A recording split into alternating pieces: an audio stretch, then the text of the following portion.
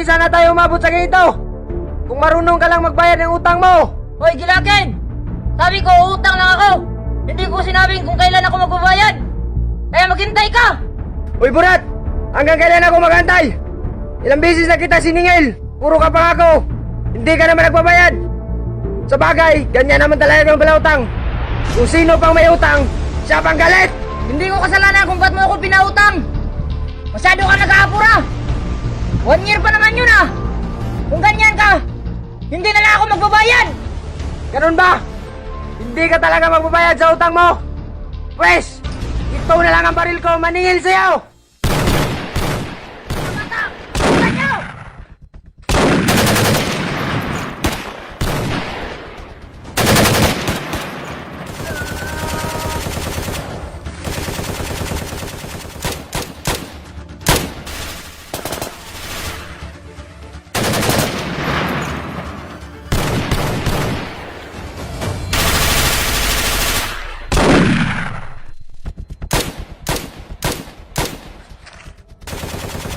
Ilagid!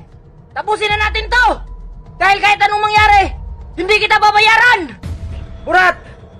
Ang kapal na mukha mo! Anong klaseng nilalang ka? Gugustuhin mo pang mamatay kaysa magbayad ng utang mo! Boss, bayaran mo na yung utang mo, boss. Inutusan mo ba ako? Sintin na, boss. 2 na lang kasi tayo. Walang magbabayad! Ubusan na to! Oo, Gilagid! Mas gugustuhin ko pang mamatay kaysa magbayad sa'yo! At saka, 10,000 lang naman yon. Masyado kang apurado! Burat! Nagsisisi ako na pinapautang kita. Kaya lang naman kita pinapautang kasi sabi mo nangangailangan ka ng pera. Kung hindi ka talaga magbabayad ngayon, abuloy ko na lang yon sa burol mo! Ah, ganun ba?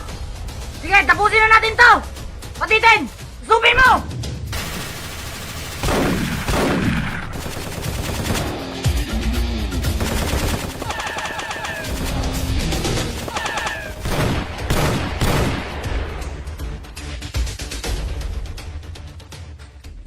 Burat!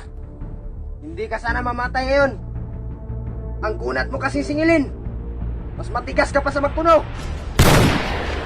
Kaya kayo mga palautang dyan, magbayad na kayo kung ayaw niyong mamatay.